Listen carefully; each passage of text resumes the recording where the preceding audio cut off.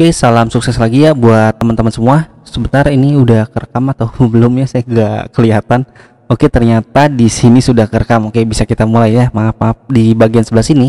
Ya, kalau teman-teman fokus lagi ke dalam base project teman-teman, kita masuk ke dalam Visual Studio Code. Di sini kita udah men-setup struktur folder ya. Jadi untuk project yang akan kita kerjakan, base practice foldernya itu seperti ini ya. Saya nggak akan ngejelasin lagi model ini apa, tapi kita akan kupas satu persatu ya, mulai dari screen dan juga komponen terlebih dahulu. Kalau dua buah ini udah jelas, nanti kita akan bisa tahu fungsi untuk navigation, model, data, konstan, dan lain-lain. Oke, jadi kita akan mulai perlahan terlebih dahulu. Sebelum masuk ke dalam folder screen, navigation, model, data, konstan ini, kita harus menginstal dependensi yang akan kita butuhkan. Ya, kalau misalkan teman-teman buka di dalam package.json ini, di sini ada dependensi yang kita gunakan, yaitu ada expo status bar, react, dan juga react DOM. Ya, nanti kita akan coba menambahkan dependensi yang akan kita butuhkan. Misalkan saya akan menjelaskan di sini kita membutuhkan navigasi. Ya, yang namanya aplikasi pasti ada yang namanya navigasi. Misalkan navigasi login, navigation home, beranda, ataupun profile, ataupun yang lain-lainnya, itu pasti untuk cara berpindah sebuah halamannya itu pasti menggunakan yang namanya navigasi. Dan navigasi yang akan kita gunakan, kalau teman-teman browsing di sini, kita akan coba React Navigation ya. Yang pasti saya akan mencoba navigation 5 ya, yaitu navigation yang terbaru.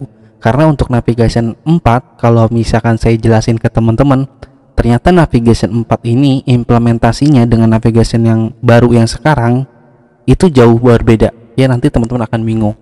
Jadi saya akan menjelaskan yang terbaru terlebih dahulu. Di sini kalau teman-teman balik ke dalam GitHub saya, teman-teman bisa klik yang namanya package.json. Di dalam package.json ini saya udah memisahkan dependensi yang saya butuhkan itu ada di bagian sebelah sini. Ya, yang pertama kita membutuhkan React Navigation. Ya, yang namanya React Navigation di sini teman-teman bisa lihat, ini ada React Native Community Mascot View. Kita membutuhkan button, tab, drawer, native, stack, dan lain-lain ya. Kita membutuhkan ini semua. Kalau kita balik lagi ke dependensinya, ke si React Navigation ya, teman-teman bisa coba ikutin panduan cara installnya di sini ya. Kita bisa copy di sini. Kalau udah di copy, teman-teman bisa balik ke dalam editor. Teman-teman bisa pilih yang terminal di VS Code. Teman-teman bisa coba paste. Kemudian jangan lupa teman-teman harus terkoneksi ke dalam internet ya, atau ke internet ya kalau udah terkoneksi, karena ini kita akan melakukan proses downloading. Oke, kita coba enter, kita tunggu sampai dengan proses instalasi ini berjalan dengan lancar. Oke, teman-teman bakal melihat di dalam package.json ini, di sini sudah bertambah ya. Ini udah bertambah secara otomatis kalau kita menginstal yang namanya React Navigation. Oke, dan setelah kita menginstal di sini, teman-teman bisa scroll lagi ke bawah ya. Ini untuk kalau kita mau menggunakan React Native ini, teman-teman harus wajib install di dalam npx export install iOS ini. Tetapi karena kita menggunakan Expo, teman-teman cukup menginstal ini aja, dan instalasi navigation itu udah berjalan dengan lancar baik di iOS maupun di Android. Itulah adalah keuntungan kita menggunakan Expo ya. Kalau kita coba lihat lagi di sini, udah tidak ada lagi yang kita butuhkan ya. Kita cuman butuh install satu perintah aja di baris ini, kemudian navigation kita itu udah bisa berjalan dengan baik. Oke, kalau kita udah menginstal seperti ini, kita coba tes running aplikasi kita terlebih dahulu ya, supaya tidak terjadi hal-hal yang tidak diinginkan. Oke, di sini teman-teman bisa buka emulatornya baik maupun Android, dengan bisa klik di dalam Android Studio-nya. Kita tunggu terlebih dahulu. Di sini teman-teman bisa klik yang namanya configure ya. Di dalam configure ini ada yang namanya AVD Manager. Teman-teman bisa klik. Kalau udah diklik, teman-teman bisa pilih yang gambaran ini ya. Kalau misalkan teman-teman ini belum ada di sini, kan ini Android virtual device ya, teman-teman belum punya, misalnya teman-teman nggak ada namanya di sini, masih kosong, teman-teman bisa pilih create virtual device. Oke, nah sampai di virtual device ini, Ini teman-teman bisa milih teman-teman mau menggunakan pixel yang berapa. Ya kalau udah dipilih teman-teman tinggal next aja, nanti dia mendownload. Kalau dia selesai mendownload, otomatis namanya akan ada di AVI di sini. Oke. Sampai di sini saya rasa untuk penjelasan Android Studio ini udah cukup jelas. Oke. Kemudian teman-teman bisa klik gambar run ini ya. Kita coba tunggu. Oke, proses emulator kita ini di sini dia udah berjalan. Oke, kalau teman-teman bisa lihat di sini dia udah berjalan. Saya coba minimize, dan di sini saya coba minimize terlebih dahulu. Dan ini untuk pengguna Android. Untuk iOS ya, di sini teman-teman bisa klik simulator ya. Kita coba tunggu di sini untuk simulator ya. Di sini menggunakan iPhone 11 Pro dan juga Android Studio ya. Saya nggak tahu ini Android tipe berapa ya, karena nggak ada label seperti yang ada di iOS simulator ini. Di sini ada labelnya, di sini Android nggak ada. Pokoknya yang jelas ini adalah Android ya. Ini bisa kita gunakan dan teman-teman bisa jalankan. Oke. Dan kalau udah seperti ini, kita coba tunggu sebentar.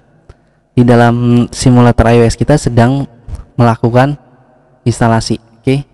Sambil menunggu, teman-teman bisa coba testing aplikasinya terlebih dahulu di sini. Ya, di dalam terminal teman-teman bisa ketikkan yang namanya Expo Star. Oke, seperti ini. Teman-teman bisa coba enter. Ya, teman-teman bisa ketik Expo Star, nanti dia akan terlihat terminal yang seperti ini. Oke, kita coba tunggu.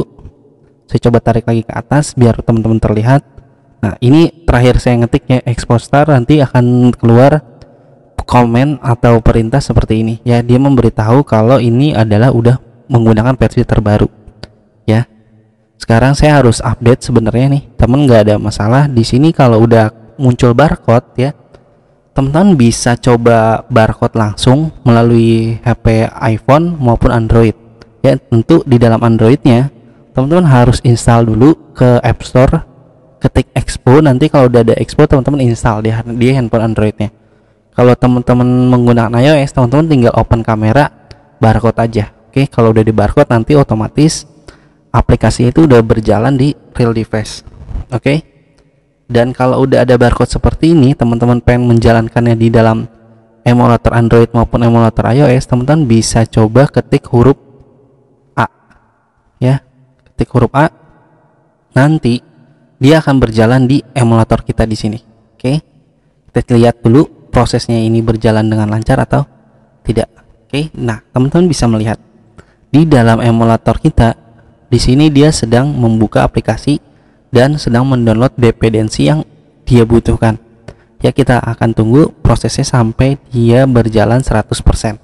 Ya, kalau kita lihat di dalam emulator ya di bawah sini, di sini terjadi proses yang sedang berjalan ya. Kita tunggu aja sampai dia berjalan dengan lancar. Oke, sambil nunggu, sambil saya pause ya. Saya nggak tahu harus ngomong apa kalau lagi menunggu seperti ini.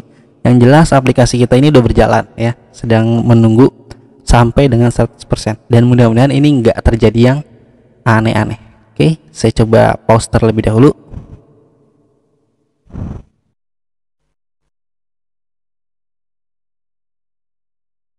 Oke, di sini emulatornya kita udah melihat ya teman-teman, di sini aplikasi kita berjalan dengan lancar di Android. Sekarang kita akan mencoba di dalam iOS. Oke, untuk menjalankan emulator ya teman-teman bisa ketik huruf I. Oke, kita tunggu sampai proses iOS simulator ini menginstal dependensi seperti yang dilakukan oleh Android. Oke, kita coba tunggu aja prosesnya ini. Kalau teman-teman pertama kali, teman-teman otomatis pasti akan memakan waktu yang cukup lama, sekitar 5 menit atau sampai dengan 10 menit ya. Itu lama banget kalau untuk pertama kali, tapi kalau udah sekali udah berhasil itu sisanya itu udah mudah ya, karena dia udah tersimpan mungkin di cache-nya si emulator ini. Yang jelas kalau udah bisa sekali, teman-teman bakal melakukan hal yang selanjutnya itu akan lebih mudah ya, atau lebih cepat, lebih istilahnya gampangnya itu seperti itu. Dan sekarang kalau teman-teman perhatikan di iOS pun seperti yang saya jelaskan, dia sedang membundling si JavaScript-nya terlebih dahulu. Dan di bawah sini ada angka yang menunjukkan proses dari bundling JavaScript-nya itu mencapai beberapa persen. ya. Kalau kita lihat di Android tadi itu mencapai 100% dan di iOS pun seharusnya dia mencapai 100% juga. Oke, kita tunggu sampai proses ini berjalan dengan lancar. Sambil nunggu, kayaknya lebih enak kalau saya menjelaskan di dalam bahan ajar React Native ini. Ya, di dalam bahan ajar React Native ini, teman-teman nggak perlu mengikuti. Nanti kita akan coba instalasi ini semua, ya. Jadi saya akan menggunakan bottom tab drawer. Ya, ini bottom tab kalau teman-teman lihat di aplikasi Gojek, ya. Di aplikasi Gojek itu kan di bawahnya itu ada menu, ya. Nah, menunya itu adalah sebutannya bottom tab, atau biasa disebut kalau lebih gampang itu Tokopedia lah, ya. Tokopedia kan di menunya itu ada di bawah. Nah, di bawah itu sebutannya menu bottom tab. Dan untuk menggunakan atau membuat sebuah bottom tab seperti itu, kita harus menginstal dependensi React Navigation khususnya bottom tabs, ya. Dan kalau misalkan di atas, teman-teman perhatikan di atas menu Tokopedia, kita coba buka dulu, ya. Itu Tokopedia. Nih, di sini nih, di bawah sini kan ada feed, home, official store. Ini adalah bottom tab, ya. Dan kalau di sini yang teman-teman lihat ada garis 3 seperti di samping seperti ini, yang kalau saya klik dia keluar menu, ini disebut adalah drawer, ya. Jadi ini adalah drawer dan ini adalah bottom tab. Sampai di sini penjelasan nama-nama navigasi ini jelas lah, ya. Oke. Dan nanti kita juga akan membuat hal yang seperti itu. Makanya di sini ada dependensi yaitu bottom tab dan juga drawer. Dan kalau stack ini apa nih, Andi? Nah, stack ini nanti saya akan menjelaskannya pertama kali. Oke, jadi untuk navigasi pemahaman React Navigation itu teman-teman otomatis harus paham React Navigation stack terlebih dahulu. Tapi nggak ada masalah, ya.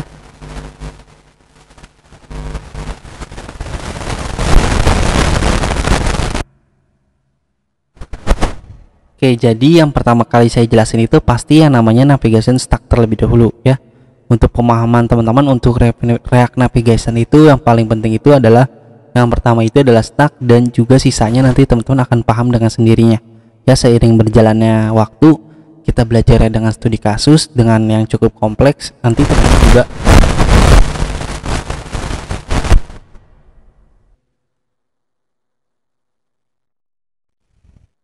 Oke, di sini nanti, ya, di sini teman-teman bakal saya ajarkan seiring berjalannya waktu. Kita belajarnya dengan studi kasus, otomatis yang namanya navigasi seperti ini teman-teman pasti akan paham, dan cara penggunaan package ini tuh seperti apa itu saya akan coba jelaskan satu persatu, ya. Yang terpenting teman-teman mengikuti tutorial ini terlebih dahulu. Apa yang saya lakukan teman-teman bisa tiru terlebih dahulu. Kalau misalkan penjelasan saya ada yang belum jelas, karena video ini gratis, teman-teman bisa aja komen di bawah. Oke, teman-teman bisa nanya sepuasnya, saya akan coba balas, ya. Karena kalaupun ilmu dipendam sendirian itu sebenarnya nggak bagus, ya. Jadi saya akan menjelaskan ke teman-teman apa semampu saya, dan apa yang saya bisa saya akan kasih tahu. Oke, sampai di sini dulu, ya, untuk videonya. Nanti kita lanjut di video selanjutnya. Oke, salam sukses buat semuanya. Sekali lagi saya ngucapin